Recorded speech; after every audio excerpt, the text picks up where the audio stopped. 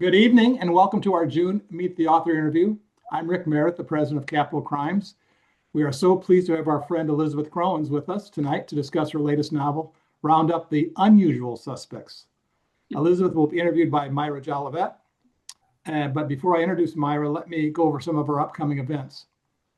Not this Saturday, but the 20th, our members meeting will be our summer mingle at the Tabor Ranch Winery in Yolo County. It'll start at 11, and I hope you can all make it. Last year, we had a great time there. Nothing planned. We just sit and talk, drink, and eat. We only have one event planned for July, and that is our Meet the Author with Vinnie Hansen on the 14th. Into August, we have our Meet the Author interview on the 11th with Laura Jensen Walker. And on Saturday, the 15th of August, our members meeting will be with retired State Senator Dick Hapotillian, that's hard to pronounce, from South Carolina, who was a defense attorney involved in the Pee Wee Gaskin and Alex Murdaugh investigations. Ooh. Oh my God. Yeah, so this is going to be very interesting, and yeah, so that's what's happening in August. But be sure to check the newsletter, the rap sheet, and our website for our full calendar of events. And let me ask you to mute your audio and turn off your video during the presentation. We'll have Myra and Elizabeth spotlighted. And we're recording, so Elizabeth's interview will be on our YouTube channel in about a week. And finally, if you have any questions for Elizabeth, put them in chat and we'll compile them and Chris will ask them during the Q&A. Now it is my pleasure to introduce our interviewer, Myra Jolivet. Myra began as a TV anchor and reporter. She filed early reports on the Space Shuttle Challenger tragedy for CBS News, Evening News. She also created Emmy Award-winning special investigations and covered true crime. She represented big oil, politicians, and nonprofits as a communications strategist and spokesperson. Myra eventually decided to blend those experiences into her love of traditional mysteries. Her amateur sleuths are California natives with unique and humorous Louisiana Creole roots. I wonder where that came from. Two of her books are at the UC Berkeley Bancroft Library in the local authors collection. And Myra is on the board of Capital Crimes and serves on the membership and DEI-JB committees for National Sisters in Crime. With that, Myra, the floor is all yours. All right. Well, hello, everybody. And thank you so much. We're going to have a great time speaking with Elizabeth. And let me tell you about Elizabeth Crowens. She is bi-coastal between New York and Los Angeles, where she has worn many hats in the entertainment industry.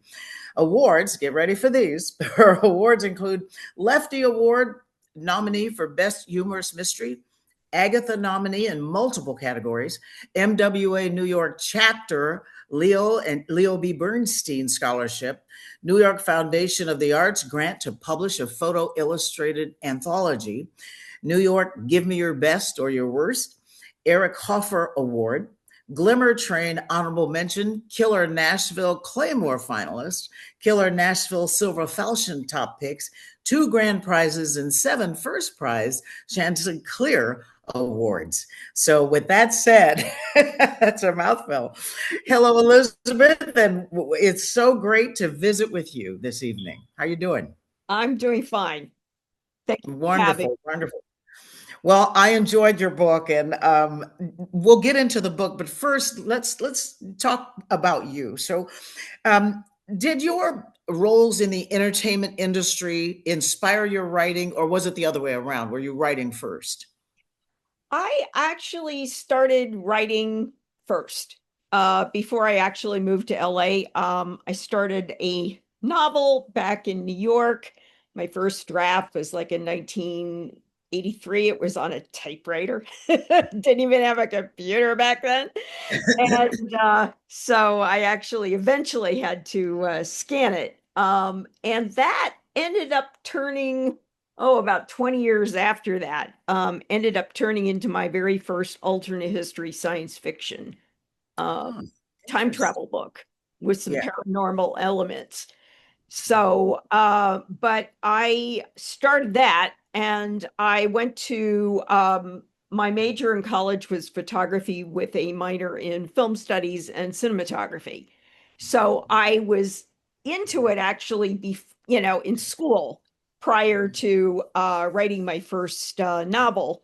but I ended up, for some strange reason, the New York School of Filmmaking is very different from Los Angeles. And I went to Pratt Institute, which was not the top film school. The top film school was NYU. I wanted to get a master's degree at NYU and flat ran out of money and was not going to get any help from my parents. So I had to go out and work and couldn't afford to go for the master's degree. But eventually I wound up moving to Los Angeles and getting involved. But I did start writing before um, before I actually worked professionally in film production. In film, I get it. So now, what inspired mysteries? Mysteries. Well, that was a funny thing. My science fiction series, actually, one of the major characters was Arthur Conan Doyle. And he had, if you know anything about his biography, he was really interested in his paranormal studies. And he was very big on seances. He actually, believe it or not, belonged to the Society of Psychical Research in London and was also a member of a club called the Ghost Club. And he was essentially a Victorian Ghostbuster in a certain sense.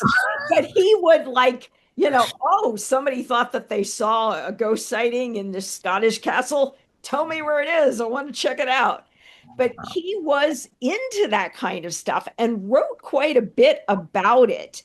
And I had only known Conan Doyle for Sherlock Holmes, which most people, fall into that category, and maybe for The Lost World, because he did do a little bit of science fiction, but he actually wrote quite a bit of paranormal and horror fiction. In fact, one of my favorite short stories of his is actually considered a horror story. And he wrote a lot of nonfiction books on spiritualism. So he lost his oldest son from his first marriage, one of his brothers, his brother-in-law, and I think a cousin in World War I. And but he had so he really wanted to believe that there was a way of contacting him after they had passed on. And however, he was into the spiritualism before World War I. He was very into it, but obviously incredibly dedicated once he started losing loved ones that were close to home. I could see that. I really can. So, when we talk about you being bi-coastal, do you find that as an advantage to your writing, or does it get in the way? How does that work for you with the challenge of writing? It's been a challenge. First of all, many times I'm East Coast, West Coast. I've got to, like with you guys, the Meet the Author. I work in the middle of the night.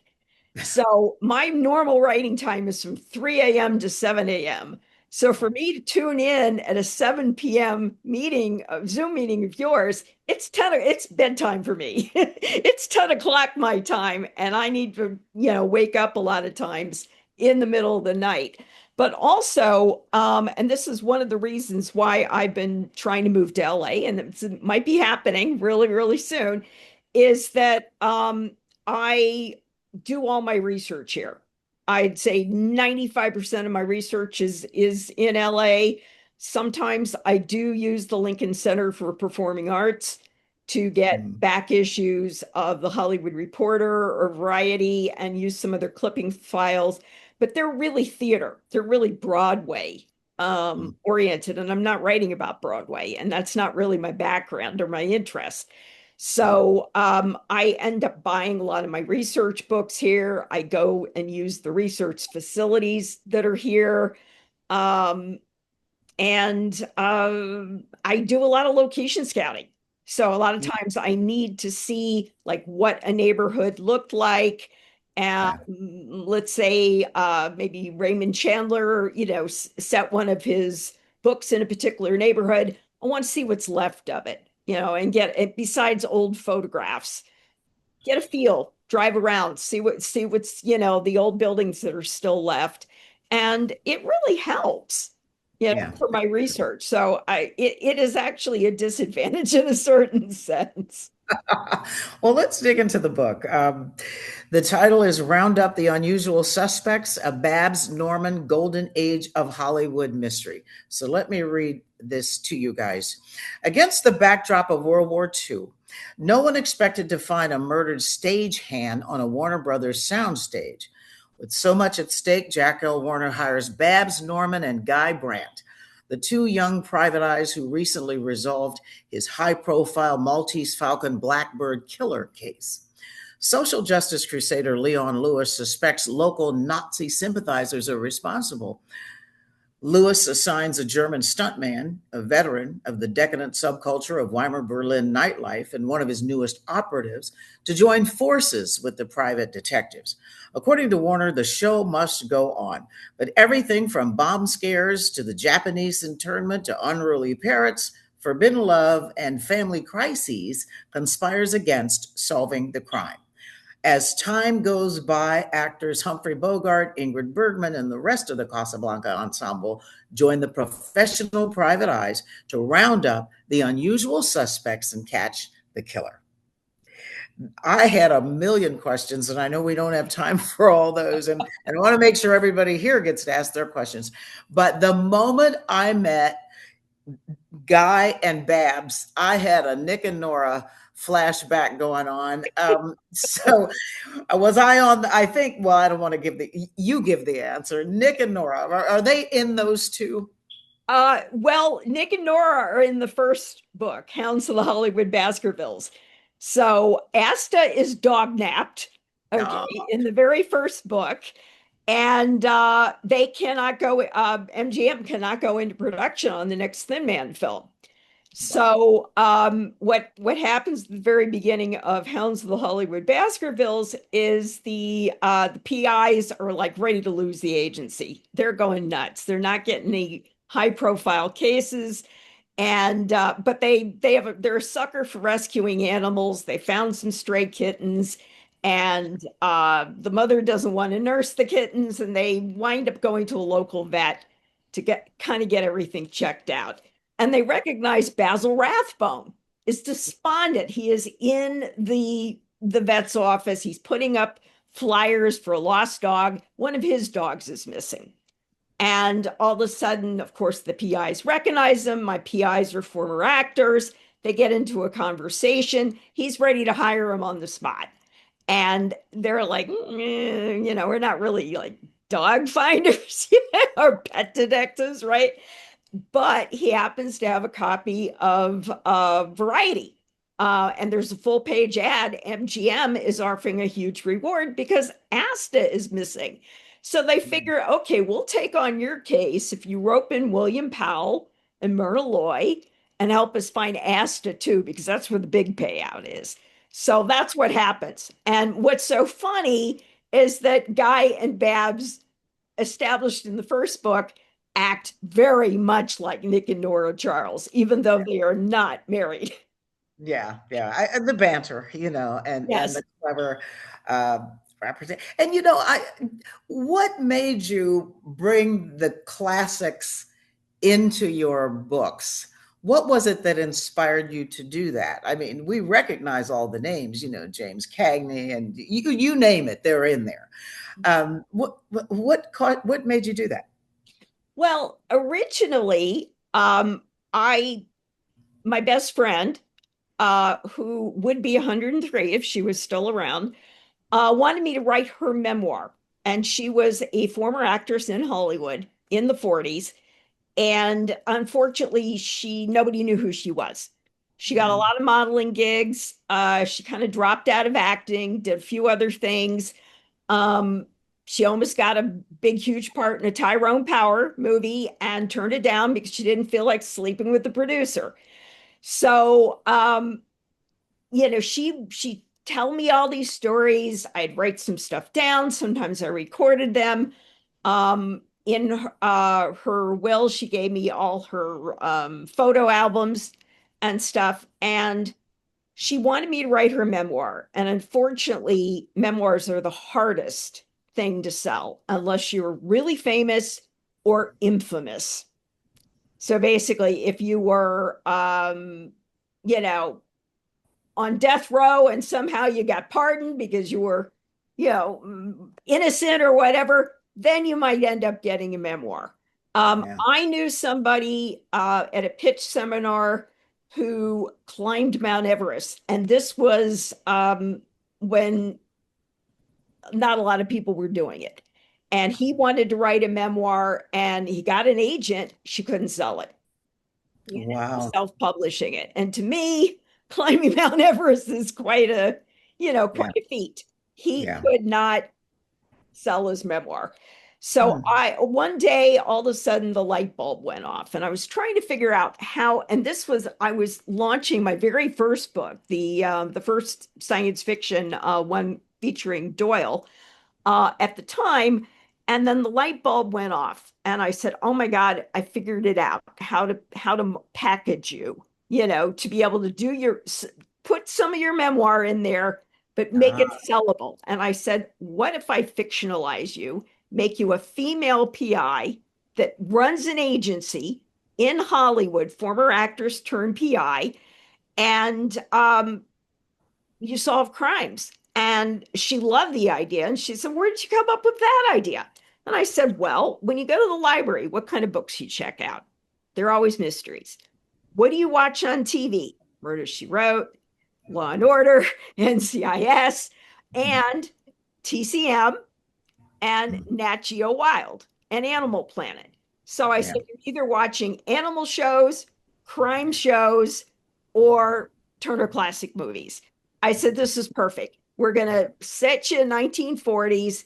I'm going to write it like it is a 1940s set piece. I'm going to make you a detective. You're going to have a partner, and you're always rescuing animals." And she said, "I love it." So we literally went to her state attorney and had the papers drawn up. So I was also her executor of her estate.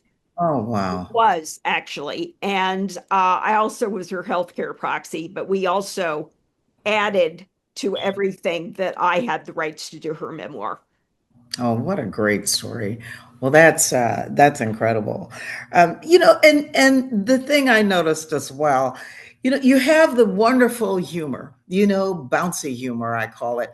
But it is on top of some very serious issues, Japanese internment, same-sex relationships, World War II, all these things are going on. So how does that come together for you?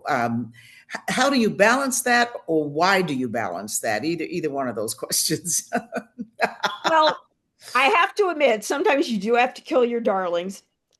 You write a great chapter or so, or a great scene, and it's really, really funny, and realize, it's not moving the story forward, or I went over the top. So it happens. It happened in a book that I just turned into my agent. So, I wrote, in fact, I had to kill 10 chapters out of it before it went to the agent.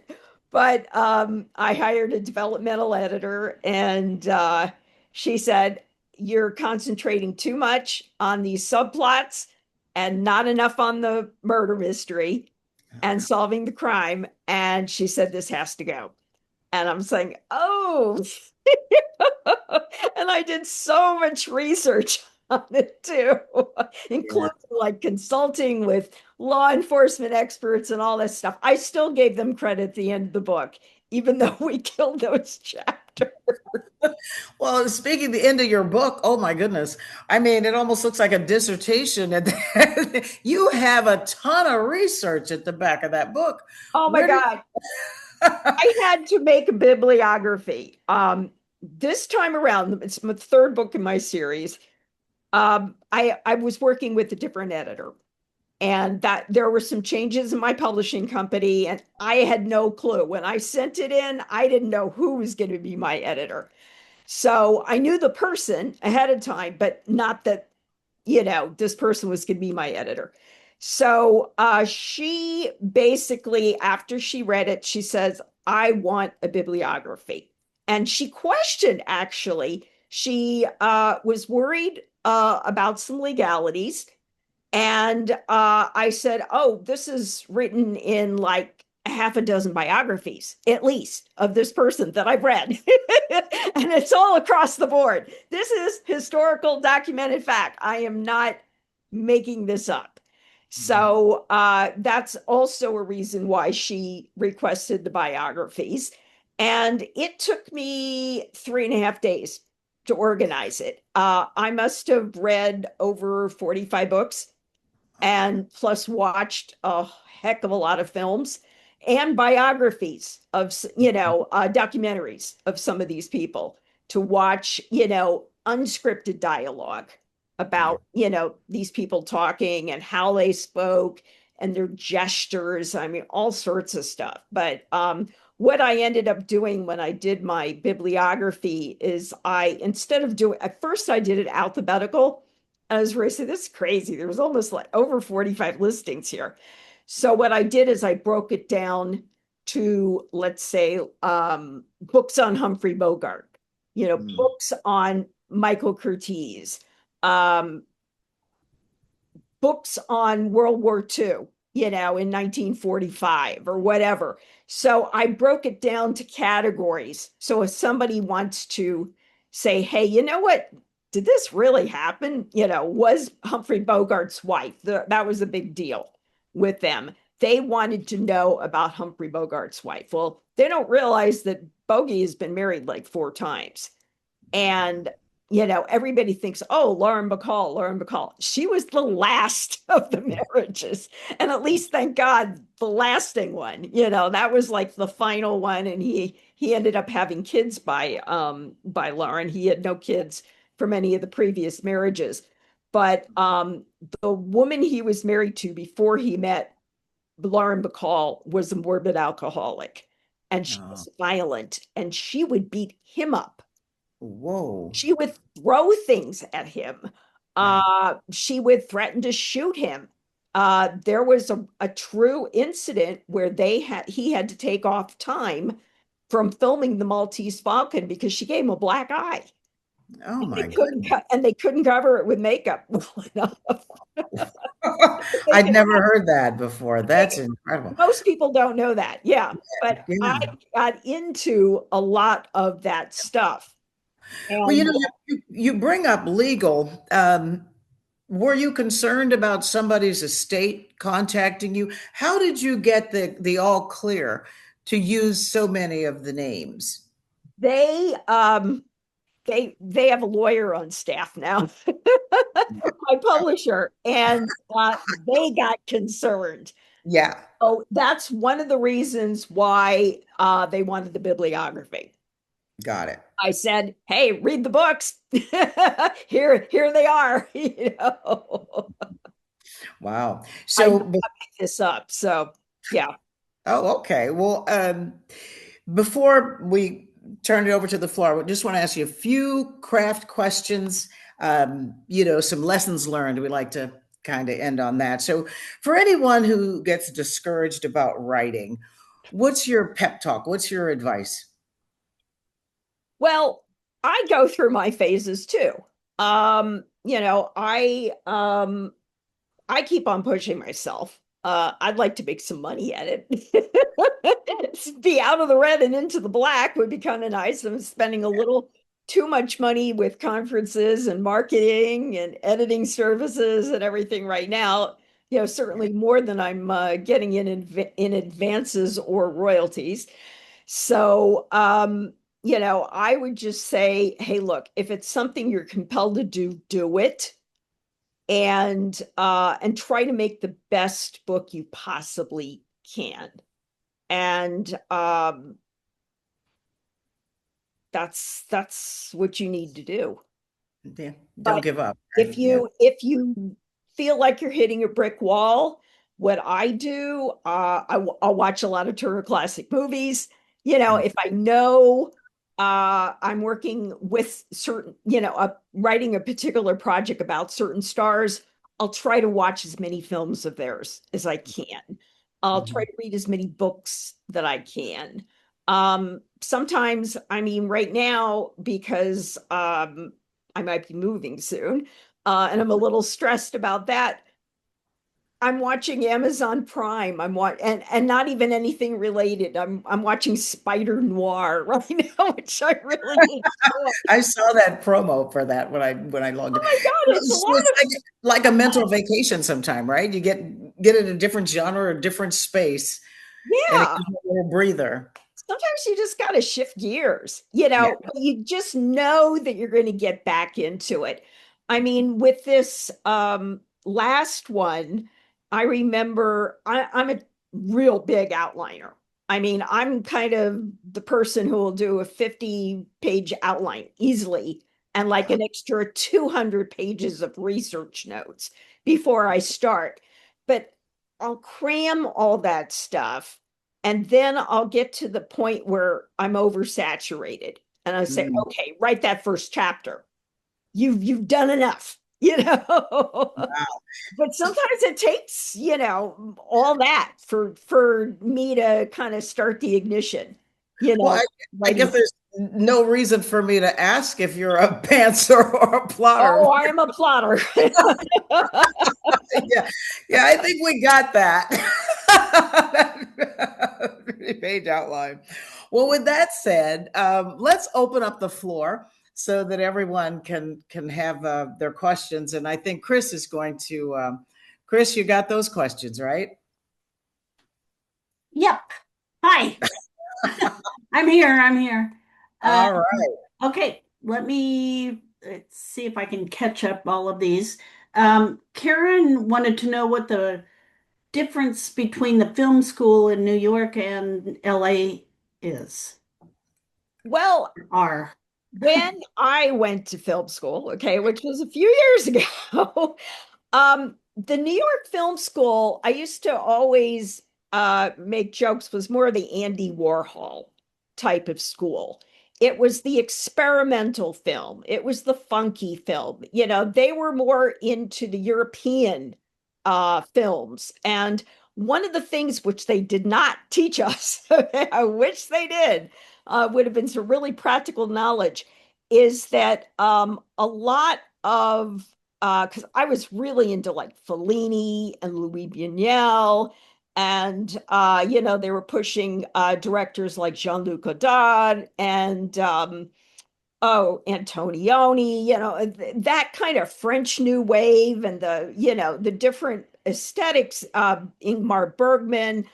Um, a lot of those countries have film funds and there's a national, it's almost like maybe our equivalent to a national endowment of the arts or something, except we all know that they want to get rid of that in Washington.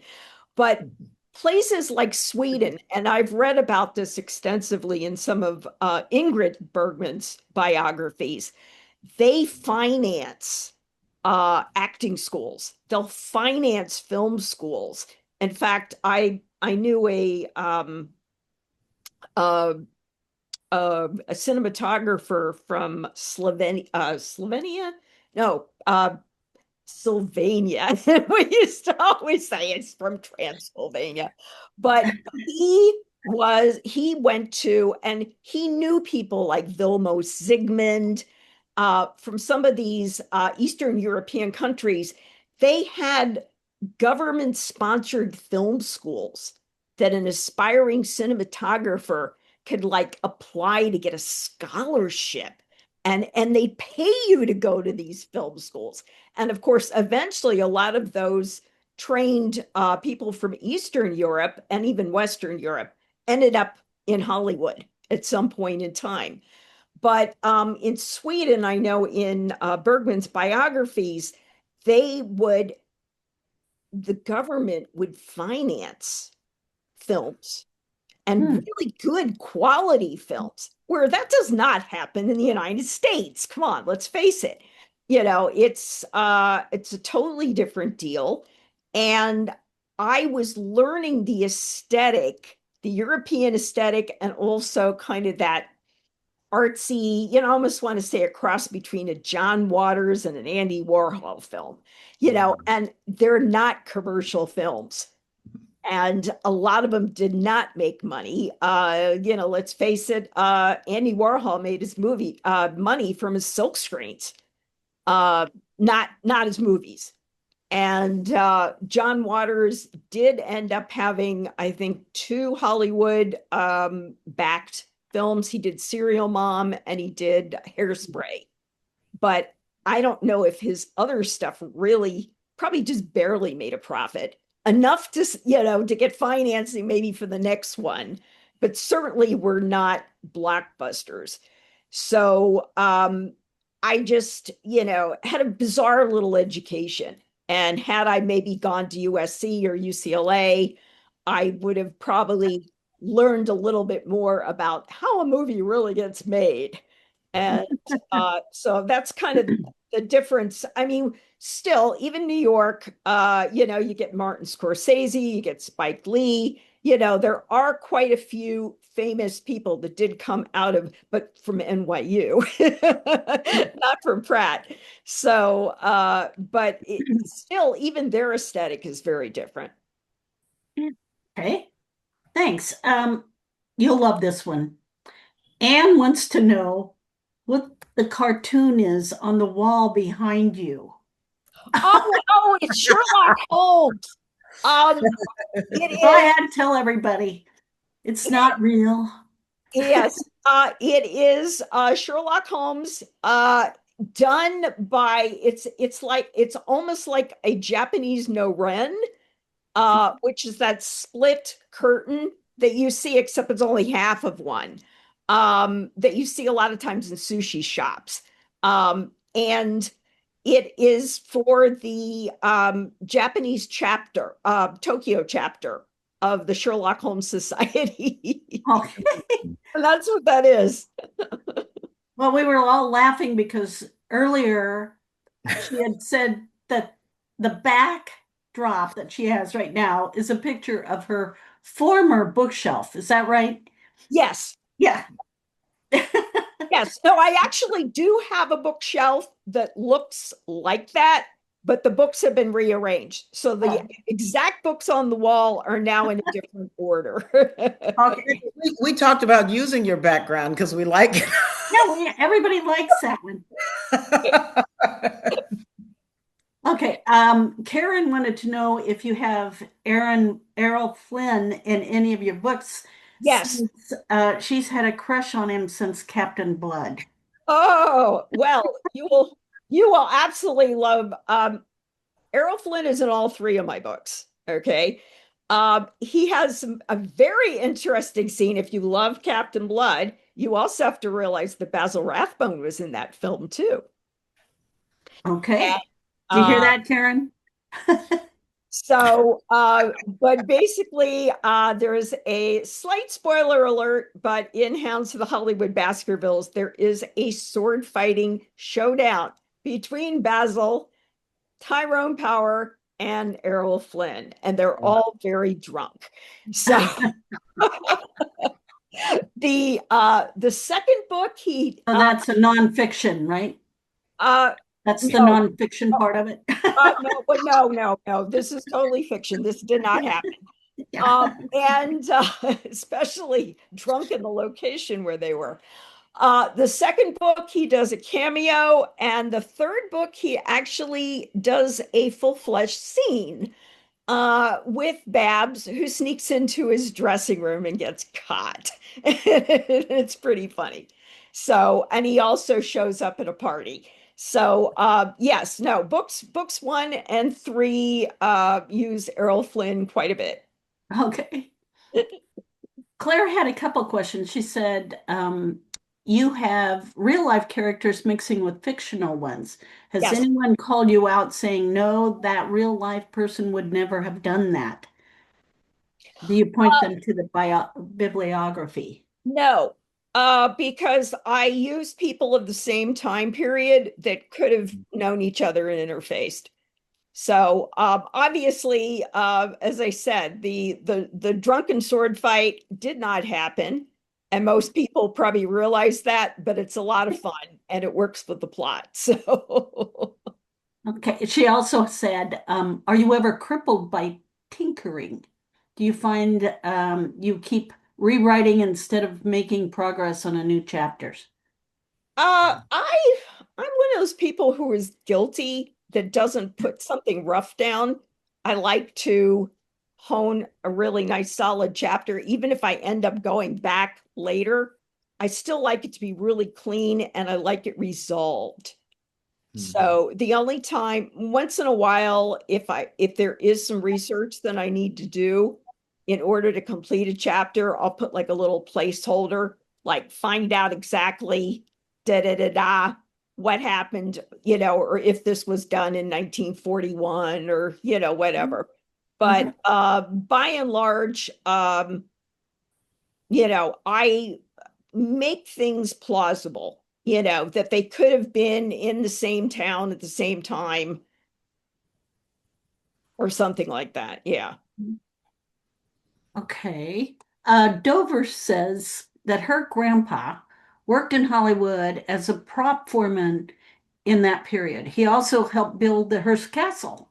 Oh my She God, wanted to- that's great. Isn't that cool? That's amazing. Do any of the crew make it into the books with the actors? Yes. Yes. Oh, good. Maybe Dover's grandpa. Well, I would love to interview Dover at one point. Make sure I get an email address because I could probably incorporate your grandfather. I do have. You're gonna laugh. What studio did your grandfather work for? Dover, you still around? Sorry, I couldn't find the mute button. Okay. It's he worked for Cecil B. DeMille. Okay. He also Dad went to the set with him a lot, and he had to go to school on set. So he went to school with Mickey Rooney and Judy Garland. Okay, that's MGM. But so I know MGM was one of them. Cecil was one of them. He was pretty much all over Hollywood, but I don't know for sure, except for Ben-Hur, because that was my first stroller. Yeah. Uh-huh. That is so cool. Love it. Yeah, I actually have a scene in book 3, Round Up the Unusual Suspects, where my two PIs have a little conference between the two of them in the Warner Brothers prop house. That's why I was asking what studio. And I actually have been in the Warner Brothers prop house. So now I don't exactly know what it looked like in 1942.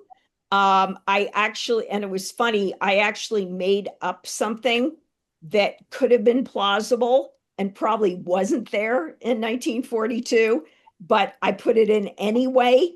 And, if I had access to somebody who knew somebody who worked there in 1942, I could probably find out exactly, a little bit more, than what I was able to come across.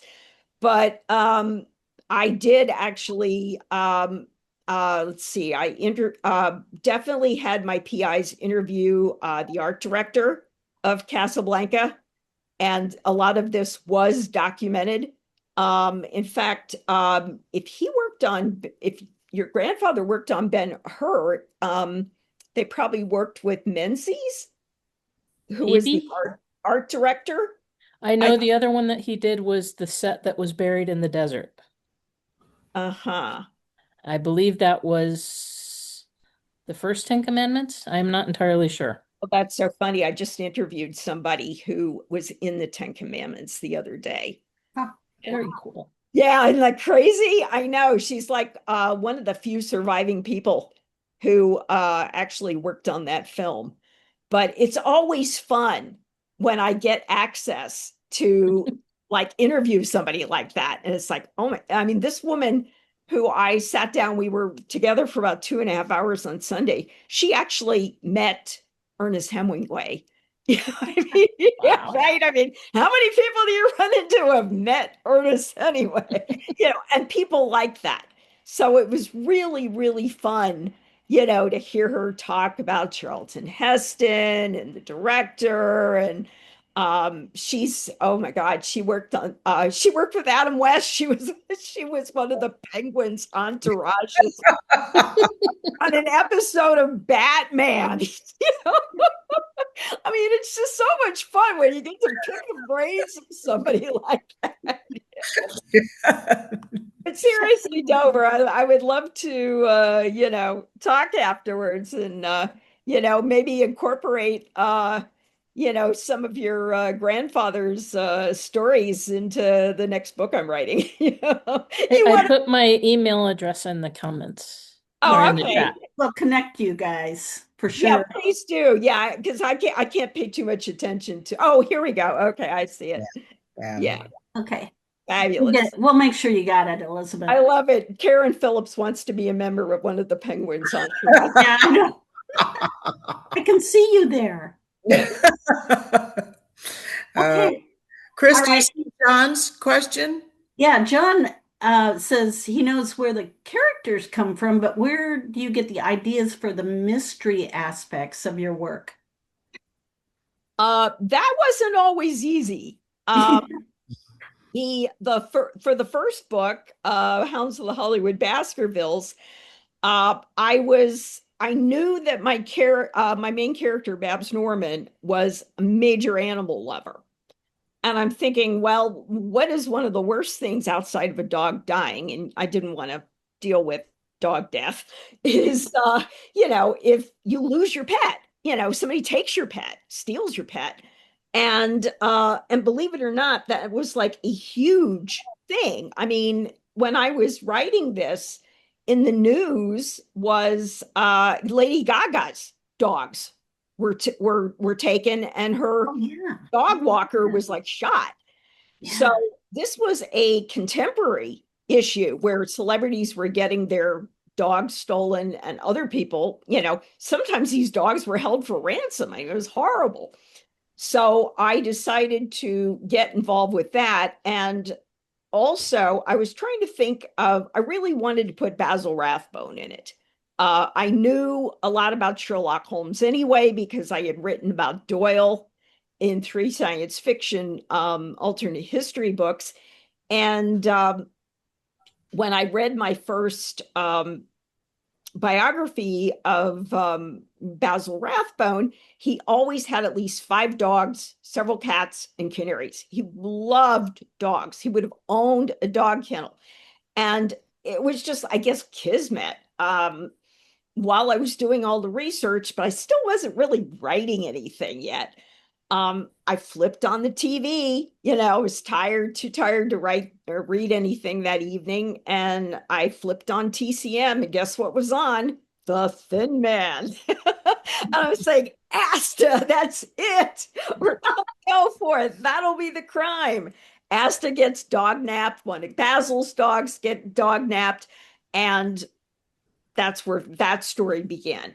The second book was a pretty easy lead-in, the Bye Bye Blackbird, because I did a spin-off of the famous scene where Captain Jacoby gets shot up, and he rescued the Maltese Falcon off the burning boat, the La Paloma, and then he stumbles into Bogey's PI office and drops dead, from the bullet wounds. But he's got the wrapped parcel, and they find out, of course, they didn't realize it was a fake then, but they found out that he had saved the Maltese Falcon.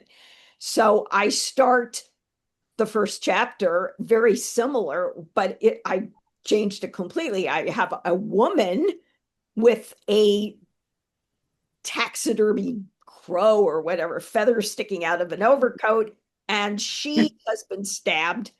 And she drops dead in the middle of the PI's office. And then they call the cops. And what happens is they hear a knock on the door. They say, come in. It's unlocked. They figured it's the cops. No, it's Humphrey Bogart. And somebody has also left a dead bird on his doorstep. So that kind of started the crime on that one. And I needed to come up with a killer that had this crazy obsession about taxidermy birds. And also about going after the cast of the Maltese Falcon. So that's kind of where that mystery started. And the other one, you know what? I'm not 100% sure how I came up with that. I'll have to think about that one. But I knew I was going to have to involve the cast of Casablanca. And I definitely knew that certain things were going to happen, because of the history and what was going on at the time. So I'm going to have to think about that. There was a little bit of pantsing there, even though I'm a plotter. So, Well, speaking of being a plotter, Claire wants to know what kind of writing software program you use. oh, Microsoft Word.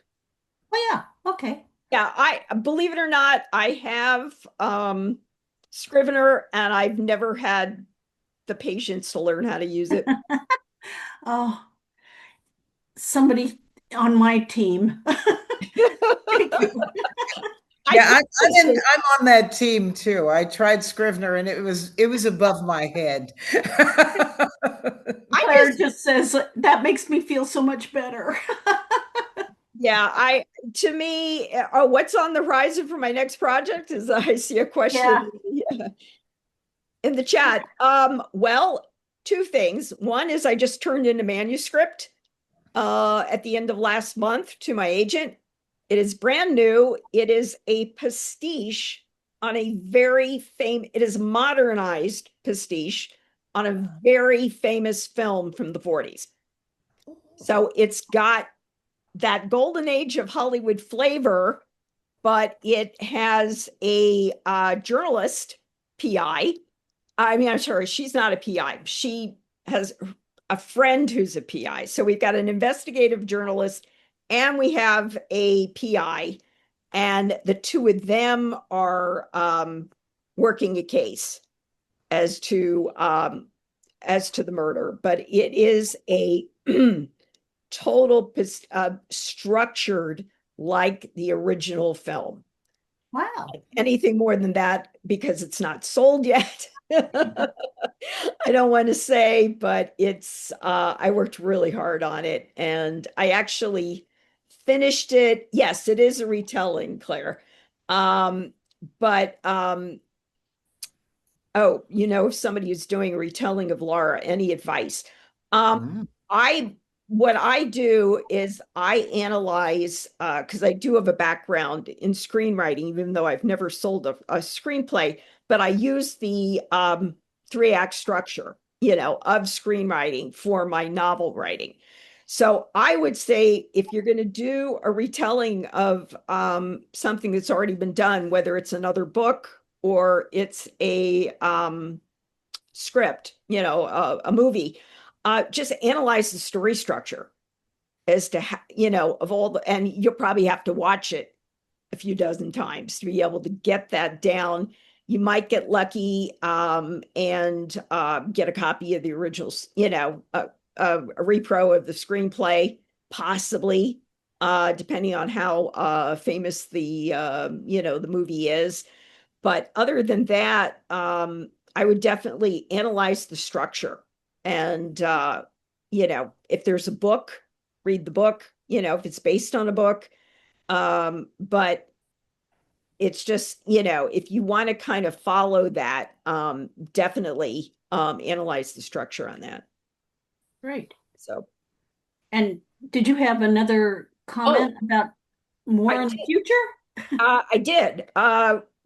While that book has been submitted to my agent, I am working on a 1943 murder mystery, and it does not involve my PIs.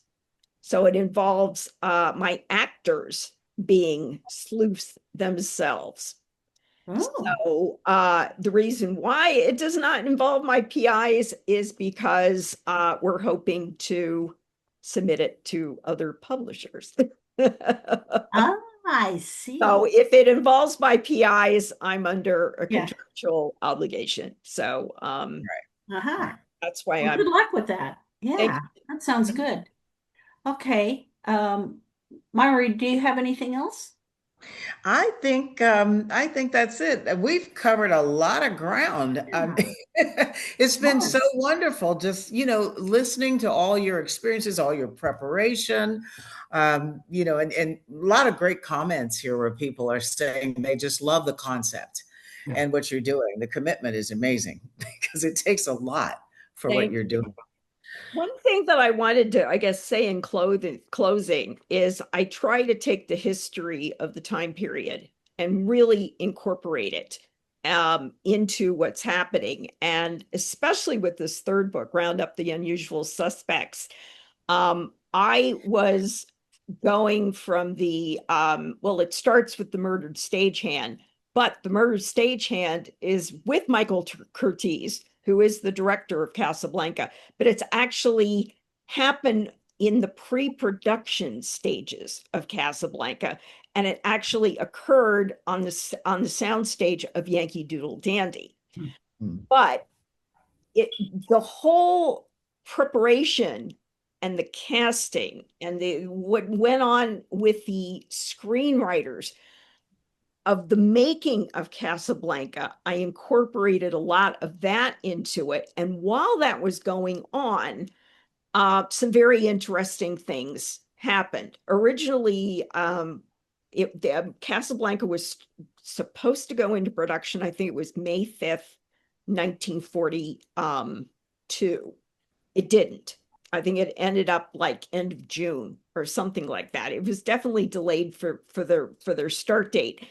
But, and believe it or not, they didn't even have a finished screenplay. And they started production. They didn't even know how this thing was going to end. And there were constant fights between the producers and Jack Warner and the screenwriters, and they kept on bringing extra screenwriters into the mix. I mean, it was, and I put this all in, the book, and this is really true. But what I was ready to say is during that whole period of time, on February, it was either 18th, I think it's February 19th, 1942, is when the mandate went out for the Japanese internment. And I had established in book 2 that Babs has a guest room in her house. She takes on a tenant and happens to be a Japanese gardener. And as soon as, and this was totally unplanned, because I did this in book 2, and then all of a sudden, as I'm researching the pre-production of Casablanca, I'm saying, oh my God, she's got that Japanese roommate. This could be a subplot. It's like she wants to protect this guy. And all the Japanese are supposed to report, and their businesses are being shut down, and they're being forced out of their houses.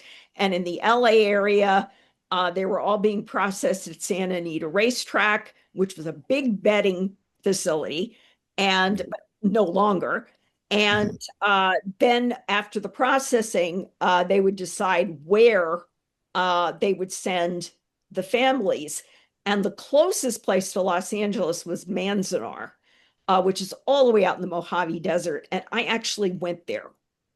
So, which really helped for me to get the feeling of the desolation and the dryness and the starkness of the high Sierras in the background and everything.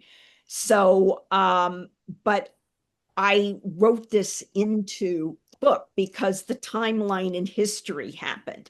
And in, I think, November 1941, before Pearl Harbor was bombed, but they knew the tensions were escalating in the Pacific, all men of a certain age range had to register for the draft. Well, guess who was of that age range and had to register? Babs's partner, Guy. And all of a sudden, I was ready to say, well, we could throw in a monkey wrench here. He gets drafted and has to report down to the, recruiting in the middle of a murder investigation. What on earth does he do? So I took a lot of real current events and kind of put them into, many times as either red herrings or monkey wrenches or, challenges that they weren't expecting.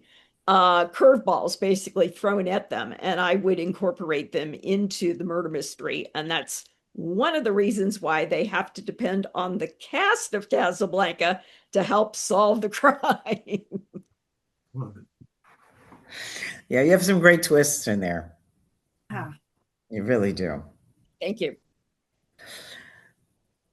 Well, shall I take over? Yeah. I think it's you. Yep. Yeah. Thank you so much, Liz. That was wonderful. Just like your last, you're just a joy to listen to. And old movies are my favorite thing, so that and writing, put them together and what do you have? So I appreciate you taking the time with us. And everybody, I hope that you can join us on the 20th, Saturday up at Tabor Ranch Winery. Yeah. And that'll be our summer mingle. And then this Meet the Author will be on the website probably within about a week. So if you missed any of it, you want to check it again, it'll be on our website. And thank you very much.